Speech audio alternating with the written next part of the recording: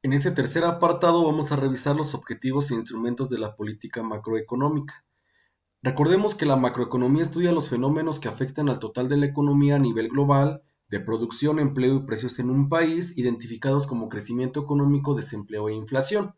Por lo tanto, los objetivos de la política macroeconómica son un elevado y creciente nivel de producción nacional, es decir, el PIB real, un elevado nivel de empleo con un bajo nivel de desempleo y la estabilidad de los precios. Ya señalábamos en una entrega previa donde deberíamos tener regulado tanto el nivel de empleo como el nivel de inflación, que se refiere a la estabilidad de precios. No podemos apostarle solamente a uno, hay que tener los dos de manera simultánea controlados. Un país puede disponer de diversos instrumentos para lograr sus objetivos macroeconómicos y los más importantes son los siguientes. La política macroeconómica se divide en dos, en la política fiscal y en la política monetaria. La política fiscal a su vez se refiere a la utilización de los impuestos y del gasto público. Ya nosotros hablábamos de la Secretaría de Hacienda y Crédito Público, que era la institución encargada de captar estos impuestos para poder realizar gasto público, donde el gasto público podemos encontrar las compras del Estado, que es gasto en bienes y servicios, lo que ya señalábamos, carreteras, sueldos de burócratas, que aquí tenemos el gasto de capital y el gasto corriente, y acá las transferencias, que son los apoyos a sectores vulnerables, como el ejemplo del programa 70 y más, que ahora se llama 65 y más, ¿no?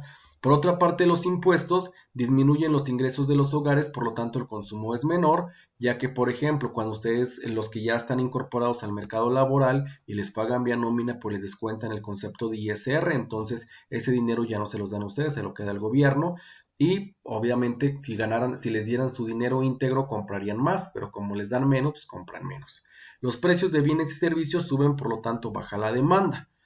Y este es el ejemplo del IVA, ¿no? Entonces, como nos están cobrando un IVA en el consumo de productos, obviamente baja la demanda, compramos menos porque nos alcanza para menos. En el caso de la política monetaria podemos identificar que está regulada a través del Banco de México, que es Banjico, el cual se encarga de regular la oferta monetaria. Ellos dictaminan cuánto es el dinero que se debe de poner en circulación en un país.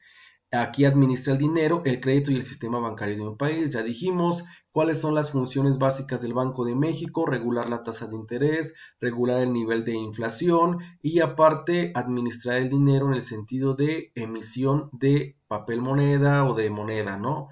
El dinero es el medio de cambio o método de pago, ya lo sabemos, el sistema bancario del país. El Banco Central, que en nuestro caso es el Banco de México, influye en variables financieras como tasas de interés, precio de las acciones, precios de viviendas y tipos de cambio.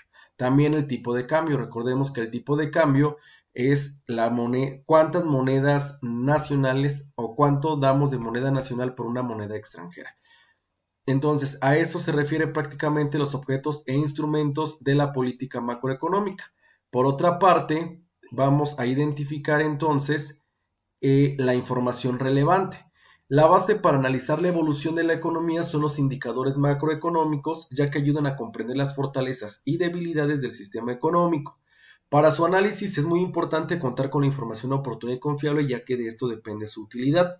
Para poder analizar la información económica de un país se deben realizar comparaciones respecto a los objetivos preestablecidos, los resultados obtenidos en el pasado, los resultados obtenidos por otros países y lo que se establece de la teoría por los estudiosos de la materia. Todos estos elementos hay que tenerlos claros para poder analizar información económica. Dicho de otro modo, ¿qué debemos de tener? Bueno, ¿a dónde quiero llegar?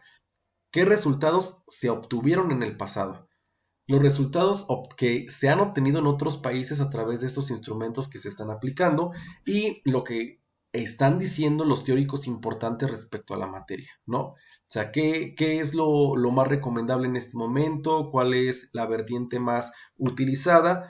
Etcétera. La selección de la información que debe ser considerada para la toma de decisiones requiere que cada variable se ajuste al análisis de los aspectos como el lapso de tiempo a ser analizado y la periodicidad de la información.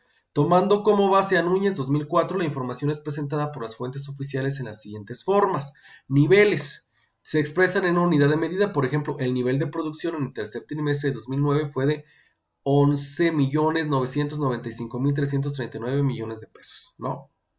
Entonces, Tenemos niveles que son como valores absolutos, tasas de crecimiento que se refiere a una variación porcentual, los índices que también podemos tener allí indicadores como puede ser en este caso el índice nacional de precios al consumidor, por mencionar alguno, y es un cociente o un promedio. ¿Qué es un cociente? Pues se refiere a una división o un promedio de cocientes expresado en porcentaje. También los índices van expresados en porcentaje.